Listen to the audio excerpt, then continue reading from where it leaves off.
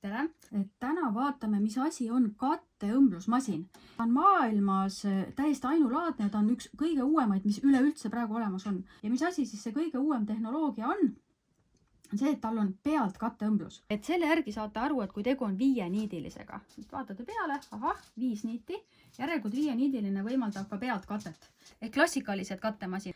Et siin on ainult 3 rida läheb õmblusmasina õmblust. Näete, pealt katet ei ole.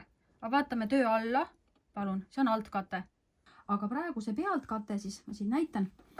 Me oleme siin kirju niidi praegu peale pannud, jah. Ja see hästi veniv trikotaaž, esiteks see kangas, mida me oleme õmmelnud. Ja see kirju niidiga väga hästi venib. Ja see on nüüd õhukene trikotaaž. Ma lasen siit näiteks paksu trikotaaži ka veel siia otsa.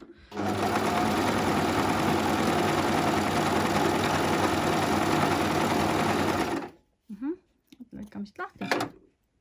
Et näete, et see õmblus on, et kui te pealt vaatate, et mis asi siis pealt kate on, näete, et ta katab pealt, see ongi pealt kate. Nii, ja et ta on ka alt katnud, näete, see on alt kate. Ja kui hästi venib, eks ole, väga hästi venib. Veel väga tähtis, vaadake niite. Et siin on näha ka, et võib-olla, et kõige odavamad overlocki niidid, näete, need erinevad siin. Sinine, siit on juba näha, et on natuke karvased ja erinevad, näed, ühte firmad. See on mul mingi igivana niit, mingi 10 aasta tagune ilmselt juba.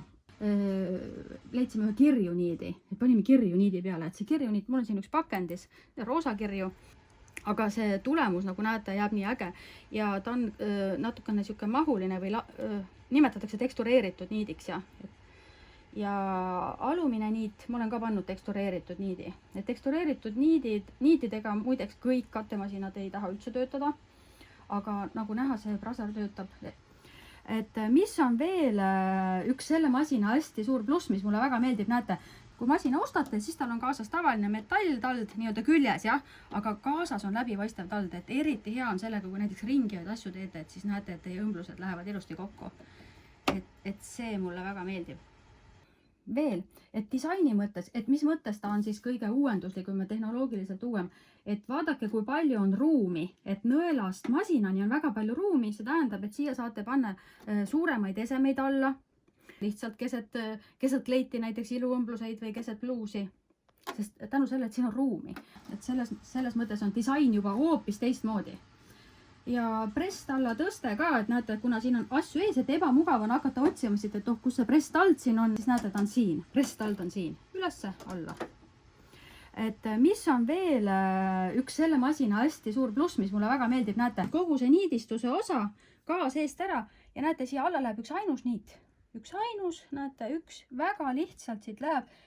Kui öeldakse, et igal masinal on plussid ja miinused, et siis miinustest võib-olla tooks seda, et kui näiteks Babylocki kattemasinaga ma õmblen ketti vabalt, nii nagu Overlockiga, siis temal see kett nii hästi välja ei tule. Aga see on juba selline tehniline jutt, et ma masina hingeelu tutvustan masina koolitusel.